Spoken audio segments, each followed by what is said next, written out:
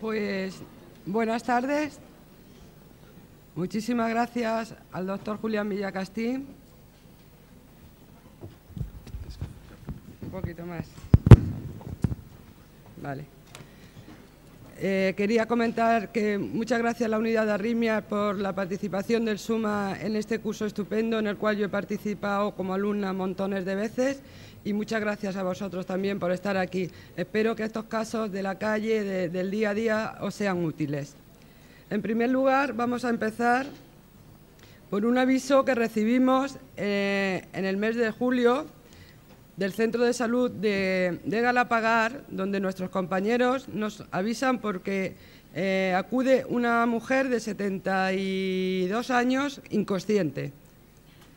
Cuando nosotros llegamos, la paciente, ya han reconocido ellos los primeros síntomas de la parada cardiorrespiratoria.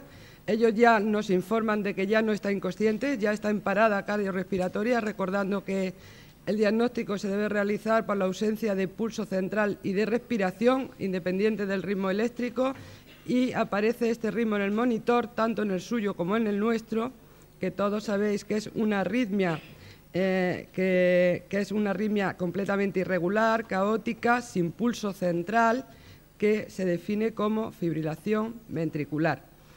Previamente a este electrocardiograma no he podido recopilar los dos choques que dieron en el centro de salud, identificando también correctamente la arritmia como fibrilación ventricular. A nuestra llegada la paciente continúa en fibrilación, como observáis, y se realiza ya todas las maniobras de RCP avanzada, o continuamos las que han realizado ya en el centro de salud. Después del tercer choque aparece este ritmo eléctrico. En cuanto Perdona, Rosa, ¿qué sí. choques le disteis y sincronizado o no? No. ¿Cómo lo dice? Los que saben cómo lo dicen. Como que te está diciendo, ¿qué tonterías dices? Sincronizado, no, una bueno, fibrilación es que ventricular. yo creo que cuando una paciente está en parada no te paras, y si, por ejemplo, tienes una taquicardia ventricular y no tocas muy bien el pulso, tampoco te paras mucho a saber si lo tiene o no, porque a veces lo que sí se nota es que nos palpamos el nuestro en situaciones que estamos muy acelerados. A mí este caso me gusta porque, en primer lugar, es una parada rápidamente reconocida, con una arritmia que es reversible y que salva vidas, como es la fibrilación ventricular, que consiste solo en darle un choque eléctrico de 200 julios, que repito, mis compañeros ya habían dado 2 y nosotros dimos el tercero, y posteriormente el paciente sale con este ritmo eléctrico.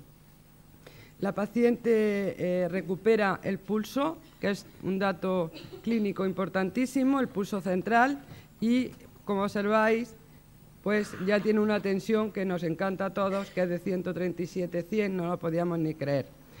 Pero lo que quiero transmitiros con este electrocardiograma es que la paciente ya está mucho más estable, le hemos quitado la arritmia maligna, la que mata realmente, y ahora podemos pararnos un poquito a leer el electrocardiograma. Para ello, lo ideal es hacer un electrocardiograma de 12 derivaciones que pongo a continuación. En primer lugar, y siguiendo la secuencia de lectura de un electrocardiograma, la paciente ya está intubada, la paciente ya no está en un riesgo vital inmediato. Se puede observar que es preguntarnos, lo primero es preguntarnos si esta paciente ha salido o no ha salido en ritmo sinusal, para lo cual tenemos que buscar las ondas P de morfología sinusal en 2, 3 y AVF, que, como podemos observar, no existen unas ondas P de morfología sinusal en ninguna de estas derivaciones. Comprobaremos, sin embargo, o por el contrario, cómo la paciente lo que sí presenta son unas ondas a una frecuencia aproximada de 300, 300, 400, dependiendo de dónde lo miremos, completamente irregulares, que se diagnostica como fibrilación auricular. Inmediatamente vemos si el ritmo es regular o irregular. Tenemos una paciente que ha salido con una taquicardia, efectivamente. La paciente está alrededor de 158-160 latidos por minuto, con QRS estrecho y ritmo irregular, donde no podemos observar onda P. De acuerdo a estos criterios electrocardiográficos, el diagnóstico inicial es de una fibrilación auricular con respuesta ventricular rápida como ritmo de salida. Sin embargo, como he comentado antes, hay a veces situaciones en las paradas que nos alertan muchísimo y que no sabemos bien qué actuar. Porque, como veis, en estas derivaciones encontramos bastantes latidos de QRS estrecho, típico de la fibrilación auricular conducida por vía normal. Pero aquí ya empezamos a ver como latidos anchos, que son más rápidos, un poquito más rápidos, de morfología más aberrada, que continúan con una racha de taquicardia QRS ancho. Es importante que en estos momentos nos aceleremos y veamos que, aunque sea una taquicardia QRS ancho, es no sostenida, es decir, transitoria, pasajera, dura muy poquito y no estaría indicado de entrada de hacer ninguna maniobra terapéutica agresiva, con lo cual podemos pensar que es una taquicardia similar a la que tenía, es decir, una fibrilación auricular, porque el ritmo sigue siendo irregular si lo medimos, observaremos que es ritmo irregular también, pero de morfología ancha. Esto suele ocurrir a menudo cuando tenemos pacientes que tienen una fibrilación auricular o cualquier otra arritmia que se pone muy rápido. Esto es lo que se llama, y ha explicado el doctor Villacastín, que podemos encontrarnos con arritmias aberradas, aberrancia de la conducción. Es decir, esta paciente lo que hace, o creemos al menos que hace, es que debido a la rapidez con lo que va, el QRS se ensancha y adquiere morfología de rama derecha. Después veis cómo los complejos QRS siguen arrítmicos y estrechos. Por lo tanto, fundamental, no creamos que esto ya es una taquicardia ventricular, que hay que volver a dar una desfibrilación o en este caso una cardioversión porque la paciente ya tiene pulso, sino que podemos pararnos y ver tranquilamente este electrocardiograma. Aquí no se queda todo, porque también nos da más datos este electro, mientras nosotros ya estamos estabilizando a la paciente, tiene su vía cogida, está intubada, si no se puede intubar se ventila con ambú, si ha salido de la parada y respira bien se pone una mascarilla de alto flujo, no que hay que agobiarse por las arritmias una vez que ya el paciente tiene tensiones, como he comentado, de 13-10. Pues después vemos que la morfología, por ejemplo, tenemos que ir buscando los patrones de si hay ondas Q o hay alguna morfología QS que nos llame la atención. Un paciente generalmente no se para porque sí, y en una mujer de 72 años, que en este caso ya hemos podido recoger información que es diabética, hipertensa, dislipémica y tiene antecedentes de cardiopatía isquémica, la causa más frecuente de la parada va a ser, lógicamente, una obstrucción coronaria, es decir, un infarto. Entonces nosotros vemos que tiene una imagen electrocardiográfica de un QS en cara anterior, ¿vale? Bueno, en cara anterior y septal, ¿vale? Esta imagen es típica de un infarto antiguo, con lo cual ya no está dando muchos más datos. Pero nosotros también tenemos que seguir mirando este electrocardiograma para saber qué le está pasando y tenemos que ir buscando elevaciones del ST. Esas elevaciones del ST indicarían un cuadro agudo obstructivo y tendríamos que ir buscándolas. Yo me llama la atención en la cara lateral y no mucho aún en la cara inferior. Una vez que hemos realizado esto, la paciente, como protocolo de la parada, se le ha administrado una adrenalina en el centro de salud, 2 desfibrilaciones, como he dicho, y nosotros ya pasamos la miodarona, que viene en las guías clínicas indicadas después del 3er choque y antes del 4.º choque. La miodarona es un fármaco que está indicado siempre en la cardiopatía estructural de cualquier tipo, o casi de cualquier tipo, pero a veces hace también una serie de arritmias que tenemos que tener en cuenta que pueden ser secundarias al propio fármaco. Tras la miodarona, que se ha pasado en un bolo de 300 miligramos, camino del hospital, que lógicamente no perdemos, y con un preaviso hospitalario para la unidad coronaria o intensivo, según las camas que haya disponibles, observamos que la paciente hace un latido QRS estrecho, 2 latidos QRS anchos, pareados, ¿vale? Extrasístoles, otra racha de taquicardia QRS ancho que parece un poquito más regular, es como si quisiera hacerse regular, pero vuelve a ser no sostenida y bien tolerada. Continuamos con el electrocardiograma, que son unos segundos, 2 minutos de separación de una tira a otra, y al final comprobamos que la paciente lo que lleva es un ritmo que se llama bigeminismo, es un ritmo que no tiene que asustarnos, adquiere bastante estabilidad como ritmo de salida de la parada y tenemos paciente con QRS estrecho, QRS ancho, QRS estrecho, QRS ancho, abajo igual. Veis cómo los latidos son extrasistólicos porque se adelantan al ritmo del paciente, por eso se llaman extrasístoles de morfología ancha ventriculares. Aquí lo podemos observar perfectamente. En todo este tiempo ya no hay que administrar ningún fármaco más, ¿de acuerdo? Lo importante es no mezclar los fármacos antirrítmicos, no empezar a poner, pues no sé, pues otro fármaco como lidocaína, que ya prácticamente, por supuesto, ni se usa ni está indicado en las guías, ni tampoco precisa de cardioversiones eléctricas. Lógicamente, trasladando a una paciente, lo que sí que se tiene que estar es muy encima de ella, pendiente de ver si empeora, si se inestabiliza, si se pone pálida, si suda, si el pulso se hace muy rápido, por el contrario, se hace muy lento. A la llegada al hospital es importante registrar un electrocardiograma porque nos ayuda muchísimo a los cardiólogos, y aquí observamos que la paciente ya ha entrado en ritmo sinusal. Incluso en el electrocardiograma anterior podemos ver que hace ya ganas de entrar en ritmo sinusal porque los RR cada vez se hacen más lentos. Y efectivamente vemos la onda P positiva, ¿vale?, en 2, en 3 y en VF. Tiene un eje normal, positivo en 1, en AVF, ¿de acuerdo? Esto por hacer un poco la lectura secuencial, porque desde luego después de una parada no creas que nos paramos a tanto. Pero bueno, como desde Galapagar a Puerta de Hierro pues tienes tus 30 o 30 y tantos minutos, da un poquito de tiempo. Y lo que sí observamos aquí ya es algo importante, que es que el paciente tiene el ascenso de ST, no sé si lo veis desde ahí porque con el ratón, tiene un ascenso de ST no exageradamente llamativo como en las oclusiones agudas estas severísimas, ¿vale? Pero sí que lo tiene claro, perdón, ¿dónde está? En 2, un poquito menos en 3, en AVF, y en la tira de abajo, que siempre que podáis la debéis de hacer o en 2 o en V1, porque es muy didáctica, sí que se observa claramente el ritmo sinusal con PR normal, QRS estrecho, QT normal, eje normal y un ascenso moderadito como de 2 milímetros en 2, 3 y AVF y cara lateral. Incluso en cara lateral sí que podemos observar en 1 un poquito aplanamiento en AVL y un poquito de ascenso en V6, un ascenso de alrededor de 2 milímetros. Diagnosticada la paciente como infarto agudo de miocardio, inferolateral, se realiza un preaviso hospitalario que se debe de realizar según las guías actuales desde el primer contacto médico que realiza el diagnóstico. Es decir, que si vosotros, por ejemplo, sois los que realizáis el diagnóstico de un síndrome coronario agudo con elevación de ST, como es este caso, deberíais de activar vosotros mismos la unidad coronaria del hospital correspondiente para que estén preparados para la CTP primaria.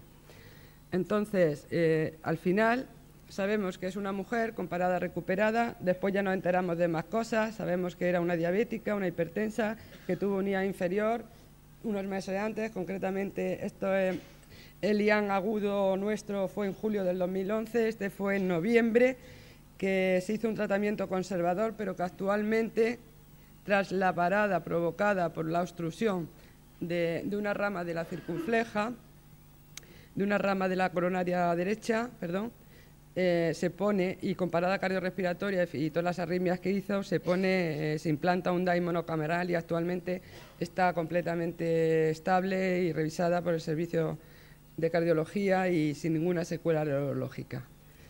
¿Alguna pregunta sobre este caso? Bueno, lo que se ve aquí, Rosa, es un caso real y cómo después de esa fibrilación ventricular o esa racha de arritmias ventriculares malignas, de fibrilación ventricular reanimada, resucitada, con choques, etcétera, la descarga catecolamínica del organismo es bestial. Entonces no hay más que ver la rapidez de la fibrilación auricular, la situación de otras arritmias, o sea, probablemente, además de la isquemia, pues pueda haber en un momento determinado más factores y claro, lo que hay que hacer es lo que hacen, salir del trance poco a poco sin meterte tú en más líos. Y poco a poco el corazón se va tranquilizando y al final muestra lo que había, ¿no?, que era la isquemia. Me parece un caso interesante. Al final, estas personas, como tú has dicho, cuando se paran es porque hay algo debajo, algo importante, ¿no? Muy bien, seguimos. Muy bien. Este es un caso también muy fácil, pero que lo traigo precisamente por eso, porque creo que es algo que todo el mundo tenemos que saber, que es un paciente que avisa por dolor torácico. Este es un varón que tiene 58 años y nos llama al SUMA 112 porque lleva una hora con un dolor torácico que cuando llegamos allí comprobamos que es de perfil isquémico. Nosotros le preguntamos y nos dice que sí, que es diabético hipertenso, como factor de riesgo cardiovascular, casi todos los tiene, pero él sobre todo insiste que ha tomado sildenafilo, que es un vasodilatador para la disfunción eréctil hace 2 horas. ¿Vale? Bueno, pues nosotros lo primero que hacemos en los primeros 10 minutos es valorar al enfermo. El enfermo está estable, está con bastante dolor, tiene bastante dolor precordial, no se irradia, está un poco pálido, está un poco sudoroso y hacemos rápidamente el electrocardiograma. No debemos de perder mucho tiempo en hacer un electro de 12 derivaciones en un dolor torácico de perfil isquémico y entonces la lectura del secuencial del electrocardiograma es la siguiente. Tenemos un paciente que está en ritmo sinusal, como podemos observar, 2, 3 y AVF, con un PR constante, tiene QRS estrecho, de morfología normal, ¿vale? Con un QT normal, un eje que es positivo en 1, positivo en AVF, también normal, y observamos ya los trastornos de la repolarización. Este paciente tiene un ascenso no muy llamativo, pero sí de 2 milímetros aproximadamente en 2, 3 y AVF, y aquí he puesto estos dos círculos, porque cuando nosotros tengamos un infarto inferior debemos de ver otras derivaciones, no solamente las derivaciones, las precordiales, perdón, las de los miembros 2, 3 y AVF, sino que debemos de ver siempre las posteriores. Cuando nosotros se acompaña un infarto inferior, se acompaña de un descenso del ST, sobre todo de la onda T en V2, debemos de pensar que además de la cara inferior del corazón puede estar afectada la cara posterior. Entonces yo aconsejo siempre en el centro de salud, en la calle, en urgencia, donde hagamos, siempre hacerlas, lo que llaman valorar V1 y V2. También tiene ascenso, como veis, en V5 y V6. Al paciente se le administra aspirina y morfina y entonces el paciente dice que se encuentra muchísimo mejor. Pero dice que por qué no le damos las pastillas debajo de la lengua. ¿Alguien cree que se le debe de haber dado nitroglicerina? ¿Sí o no? Pero solamente los comprimidos de 1 miligramo le pueden hacer algo. ¿Habéis tenido algún caso? Pues tendréis pacientes en consulta que toman Viagra o algún tipo de medicación de esta, ¿no? Sí. Bueno, pues de entrada, sí, si se le da, pero no está indicado porque produce hipotensiones agudas que nos pueden poner muy malo al enfermo y creer que es otra cosa. Entonces, en este momento observamos cómo desciende un poquito el ST cuando ya no tiene dolor. El ST en 2, 3 y AVF no es isoeléctrico, pero desciende un poquito. Se sigue manteniendo la elevación, sobre todo en laterales. Y lo que sí también quiero comentaros es que es muy importante hacer las precordiales derechas, que es V3R y V4R. Igual que las posteriores, las precordiales derechas nos sirven para saber si un enfermo está infartado en el ventrículo derecho y no dar con toda seguridad nitroglicerina, ni intravenosa de ninguna manera, desde luego. Entonces, pues nuestro examen completo es con las posteriores, que se realizan desde V6 hacia atrás, y con las derechas, ¿de acuerdo?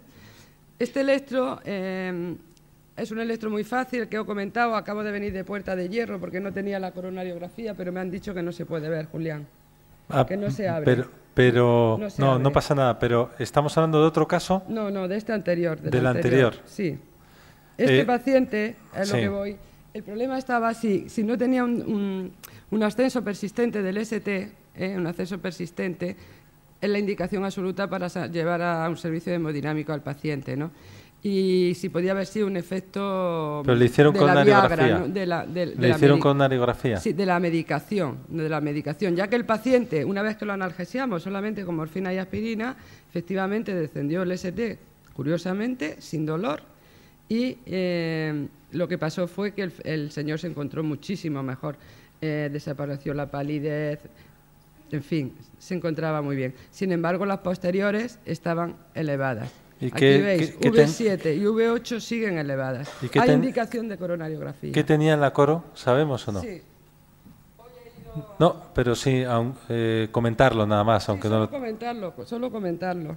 Pues lo he cogido hace un rato porque este paciente es del otro día y bueno, en la coronariografía lo que tiene es una oclusión en la porción distal de la circunfleja. La Sí. coronaria derecha está libre.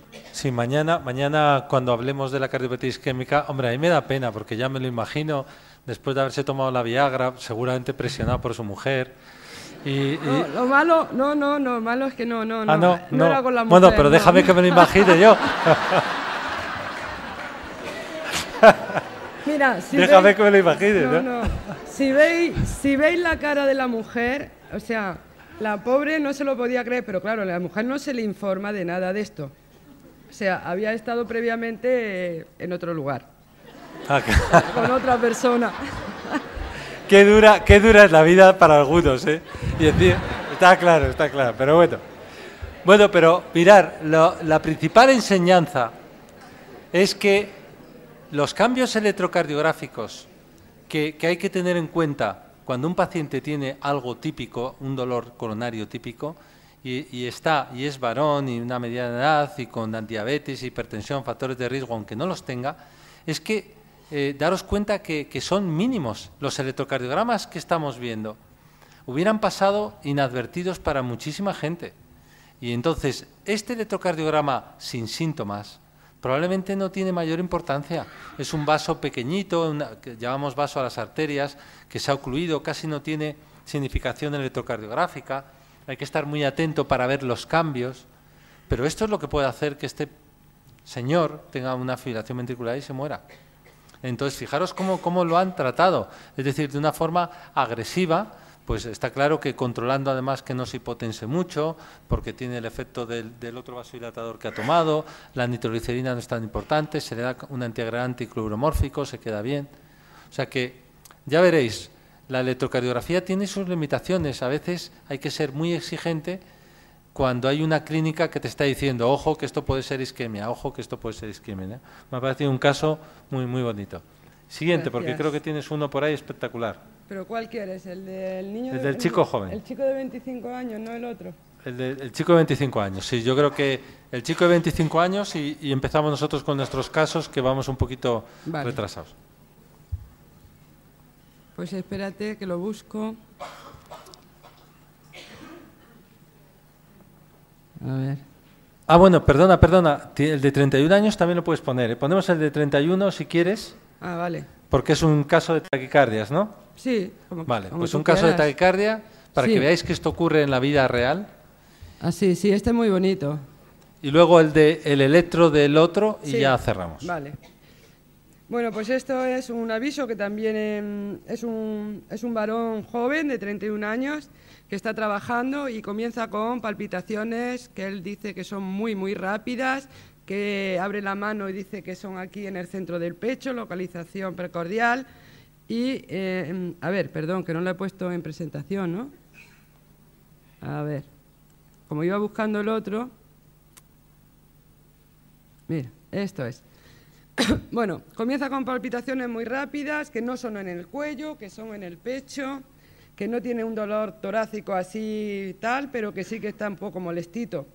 Y refiere que no ha tenido mareos, ni pérdida de conocimiento, no tiene fatiga, ni tiene sensación de INECA, no está sudando, ni ha vomitado, ni nada, pero es que va tan rápido que se ha asustado un poco. Pues nosotros cuando llegamos hacemos un poco de historia clínica, muy rapidita, y dice que él no tenía antecedentes, que tenía algunos episodios, pero que no sabe qué le pasa porque no se lo han estudiado, es decir, ya tenía episodios previos de taquicardia no filiada, pero que en esos episodios nunca ha perdido el conocimiento, tampoco tiene familiares que hayan muerto muy prematuramente o estén enfermos del corazón y no toma ningún tipo de fármaco, que esto es muy importante también a tener en cuenta a la hora de esto. Pues nosotros lo encontramos bastante bien desde el punto de vista clínico, le hacemos las constantes habituales y tal, y lo que más nos llama la atención es este electro, donde tenemos que hacer una lectura pues sencilla, pero sin que se nos pase a ser posible casi nada, ¿no? El paciente está estable, por lo tanto no corre prisa, solo tiene como clínica las palpitaciones y observamos que el paciente no está en ritmo sinusal, tiene una taquicardia que la podemos medir aproximadamente 300, 150, 160, 150, 160 aproximadamente. Tiene una taquicardia que es QRS ancho, que podemos observarlo fundamentalmente las derivaciones precordiales, ¿de acuerdo?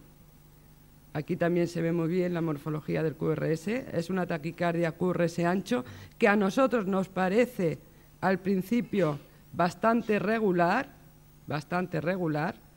Quizás no tiene esa morfología típica de la taquicardia ventricular, pero sí que es bastante regular.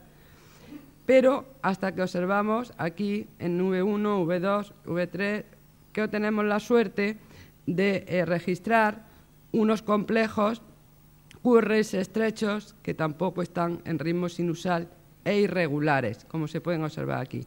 Así que aquí sí que hay irregularidad del ritmo, los QRS son estrechos y de entrada pensamos en que es un paciente joven, sin cardiopatía previa, por lo menos conocida, y por la morfología del electrocardiograma y la clínica parece ser que puede ser una fibrilación auricular conducida por vía accesoria.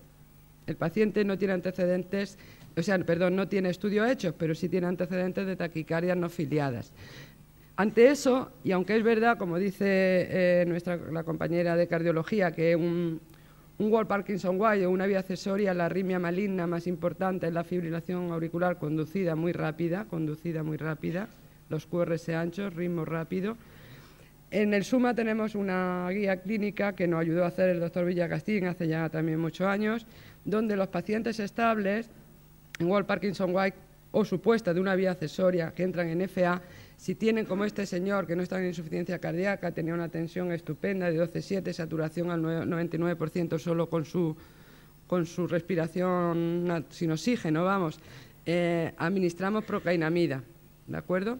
Entonces la procainamida lo que hacemos es una perfusión de procainamida y se administra a 25 miligramos minuto. Y mira lo que pasa con la procainamida.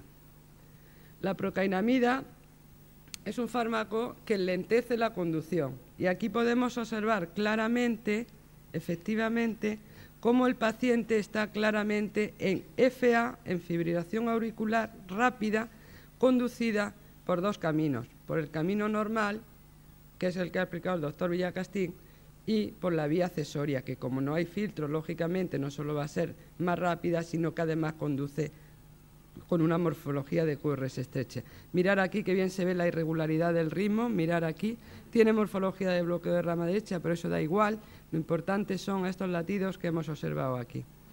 Ante eso, una vez que ya hemos decidido poner la procainamida, tendríamos que haberla parado si estos QRS anchos anteriores, supongamos que tenemos a este paciente, ¿no? Y yo le estoy pasando a 50, perdón, este paciente fue a 50 porque iba muy rápido, 50 miligramos minuto de una perfusión de 1 gramo. Si yo, por ejemplo, cuando le estoy pasando a este paciente la procainamida, que este paciente es de Alcorcón, ¿vale? Hasta llevarlo al hospital de referencia, empieza a enlentecerse demasiado la contusión y haciéndose un QRS mucho más anchos, con morfología anchísima, abigarradas, es uno de los efectos proarrítmicos que tenemos que suspender rápidamente la perfusión. ¿Que podíamos haberle hecho una cardioversión eléctrica? Pues sí, pero en la calle todavía es verdad que la cardioversión no se está instaurando todo lo que debe. Bueno, al llegar al hospital, pues llegamos con este electrocardiograma que siempre que haya un cambio de ritmo, yo, de luego, me encanta hacer el electrocardiograma de 12 derivaciones porque así es donde se puede ver las cosas. Y llevármelo a casa incluso, que os lo aconsejo, porque así, si os lleváis varias copias, luego en casa lo estudiáis y lo veis bien y podéis aprender un montón. El paciente entra en ritmo sinusal, pero a mí, ¿qué realmente me importa de este paciente? Pues ver si tiene un electrocardiograma típico de Wolff-Parkinson-White. ¿Por qué? Pues por saber. No es porque yo le vaya a hacer más nada, porque yo ya no le voy a hacer más nada. Pero bueno, un poco orientar la arritmia que ha tenido. Entonces tendremos que buscar a ver si hay un PR corto, yo no lo veo, en este electro no veo un PR corto, y tenemos que buscar la onda delta o el ligero empastamiento de la porción inicial del QRS, que es lo que se llama onda delta. Tampoco la veo muy claro, parece que quieren precordiales ensancharse un poquito, ensancharse la parte inicial. Yo con este electrocardiograma no puedo decir que el paciente tiene un Wolff-Parkinson-White FNT, pero sí que puede tener una vía accesoria. Y bueno, llevado a la unidad coronaria, nos informan que el paciente se le hace analítica, por supuesto, por ese disconfort precordial que tenía. Las troponinas eran normales y efectivamente tenía previsto un estudio electrofisiológico donde detectaron una vía accesoria, que no sé exactamente de qué localización, no tengo aquí el dato. Pero un caso muy bonito. Rosa, estos los tienes que traer aquí y te los devolvemos ya curados al día siguiente o en el mismo día, ¿eh? O sea, que si tienes un problema... Yo creo que aquí lo importante es que no nos aceleremos cuando vemos todo esto tan rápido y ocurre ese ancho, y le damos el electro completo a ser posible mientras el paciente lo permita. Mira, déjame este electrocardiograma. Ya verás lo que han aprendido hoy. Ya verás lo que han aprendido hoy. Vamos a ver. Pensarlo, ¿eh? No me dejéis en mal lugar. Vamos a fijarnos en V1. Aquí. Entonces, todo el QRS prácticamente anchote es positivo. Sí. O sea que tiene imagen de bloqueo de rama derecha. Y ahora es lo que tenéis que pensar. ¿Dónde está la vía accesoria? ¿En el lado izquierdo o en el lado derecho? En el izquierdo, claro que sí, muy bien, ¿has visto? Muy bien.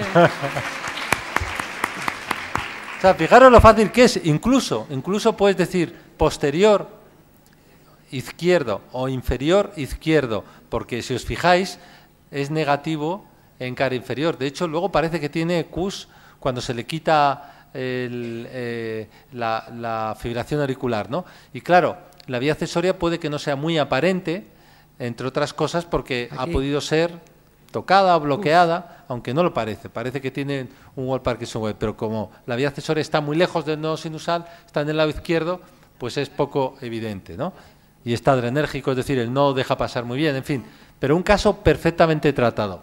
Una cosa, Rosa, imagínate que no se te quita con procainamida, o el chico se empieza a encontrar peor. Si potencia, la procainamida puede producir dos cosas. Una, fundamentalmente hipotensión. Vasodilata un poco y puede bajarle un poquito la tensión. La tensión baja produce descarga catecolamínica, eso puede empeorar un poquito el estado. Pero imagínate que no se quita, además de lo que tú has dicho, la aberrancia, empieza a vasodilatarse un poquito y se encuentra peor. ¿Hubieras puesto otro antiarrítmico o qué hubieras hecho? No, nunca, nunca. Los sustos no los llevamos con eso, nos los llevábamos hasta que nos enseñasteis vosotros que no los mezcláramos. Entonces, no, en ese caso, si se pone peor y sigue rápido, es la cardioversión eléctrica, con sedación, que además es súper fácil, porque es que es tumbar al paciente, dormirlo un poquito, y si no hace falta intubarlo, con una mascarilla de alto flujo, ventilándolo con el ambú, o si no sabemos, con una mascarilla de alto flujo. En este caso con 150 julios, porque es una arritmia, o 200, es una arritmia, es un bifásico, y salen muy bien, muy bien. No, además los choques, a veces incluso sedándolos, aunque no los sedes del todo y aunque el paciente grite, luego cuando se despierta, si esconde las palas, no sabe lo que ha pasado. O sea que claro. Lo importante es que tú pongas cara también como diciendo, ¿qué ha pasado? Muy bien. El último, Rosa, nos enseñas ese electro fantástico para que mañana podamos hablar de él también, que hablaremos a lo largo de la tarde de la cardiopatía isquémica y de las cosas que pueden aparentar cardiopatía isquémica. Bueno, este es otro caso muy bonito. Esto es un varón de 25 años, sin antecedentes de ingesta de droga, ni cocaína, ni alcohol, ni nada, que nos llama por un dolor torácico muy, muy intenso, que él tolera muy mal, con un cuadro de ansiedad muy grande, y que bueno, inmediatamente vemos, pues le hacemos el electrocardiograma de 12 derivaciones, incluso veis aquí que le hacemos las derechas también, ¿no? El paciente dice que es un dolor que ha comenzado de una manera, lleva unos días, que se encuentra un poco mal, que le duele un poco la mitad del pecho, pero que hoy ya se ha localizado muchísimo y es que no puede prácticamente soportarlo y respirar. Bueno, pues iniciamos la lectura del electrocardiograma y aquí vemos que es un paciente que está en ritmo sinusal, ¿de acuerdo? No voy a estar repitiendo todo el rato, con un PR normal, que no está descendido ni está alargado, pero que dice, jope, qué elevación, madre mía, tiene elevado la cara inferior, la cara anterior, la cara lateral, bueno, menos V2 que está descendido y el tabique. Ante esto, claro, lo primero que te plantea, venga, vamos a hacerle unas derechas ya por costumbre, porque dice, bueno, vamos a ver si es que está ahí afectado. También las derechas, Todo elevado, todo elevado. ¿Cómo es posible? El enfermo fenomenal, estable, buenas tensiones, solo el dolor, ansioso y tal. Bueno, la administramos nosotros, lógicamente, ante una elevación de ST tan difusa. Con un varón joven puede expresar un síndrome coronario, pero hay otras entidades que tenemos que pensar también. Le damos aspirina, un diazepam y esperamos un poquito a ver qué pasa. Y se realiza el siguiente electrocardiograma. ¿Y nitroglicerina no le dais así de...? En este caso es que no nos parecía que fuera un síndrome coronario agudo. Se puede dar, ¿eh? No está o sea, porque contraindicado. ha comentado, Rosa, si habéis estado atentos, habéis oído que ha descartado tóxicos, ¿no? Porque la coca, por ejemplo, que es algo, la cocaína, que produce vasoconstricción, etcétera, y además favorece la trombosis coronaria, es algo que una persona joven siempre preguntar porque extraña que tenga eso, ¿no? Sí, lo que sí que insistimos en más este caso no. Claro, cuando vemos a gente joven así que no impresiona de gravedad y que teniendo tantas caras afectadas y el paciente, bueno, no quiere decir nada, también puede estar estable aunque tenga, ¿no? Pero la mayoría no suelen estar así con tan buen color y tal, y sobre todo la historia clínica es clave. Llevaba varios días encontrándose mal, le dolía un costado, se encontraba raro, o sea, había otros síntomas prodrómicos probablemente que había que tener en cuenta. Bueno, nosotros lo metemos, o sea, nosotros le hacemos el electrocardiograma y nos dice, uy, ¿cómo me ha bajado el dolor? Me ha bajado de una manera increíble. Y efectivamente observamos que esa elevación tan exageradamente llamativa, que es que a mí también me dejó, digo, vamos, es que esto es impresionante, pues desaparece. Y la lectura del electrocardiograma es un paciente que sigue estando en ritmo sinusal, parece que hay aquí una elevación un poquito en 3, pero no en 2, en fin. El quid de la cuestión de este paciente es sospechar otras patologías que no sean el síndrome coronario agudo. De todas maneras, nuestra obligación como médicos de la calle es hablar con los cardiólogos y que decidan ellos, lógicamente, porque hay veces que hay vasoespasmos que también producen este tipo de alteración electrocardiográfica. A este chico se le hizo, lo primero que se le hizo fue llegar a Puerta de Hierro, fue una eco, ¿vale? Para ver si había derrame pericárdico, porque claro, se sospechaba tanto por nosotros, pero sobre todo por ellos, lógicamente, de una miopericarditis, que así fue. Se le hizo un estudio ecográfico en la misma urgencia, no había derrame pericárdico, de hecho en el electro no hay datos de derrame pericárdico, tampoco. Y se le trató de manera sintomática y con una CPK de 1000 y pico que tenía. Pero fijaros de un momento a otro cómo cambia. Sí, está claro que, hombre, bonito. este chico no se libra aquí de una coronariografía ni en broma, ¿no? Porque lo que tienes que demostrar tienes que estar seguro de que las coronarias son normales. Incluso a veces, siendo normales, hay cuadros de espasmo de las coronarias que son tremendos porque producen isquemia bestial y la gente se puede morir por eso. Bueno, a este paciente también le hicieron coronariografía, pero no ya metida en el protocolo que tenemos de síndrome coronario de hacerlo inmediato, en la primera hora. Fenomenal. Oye, Rosa, muchísimas gracias.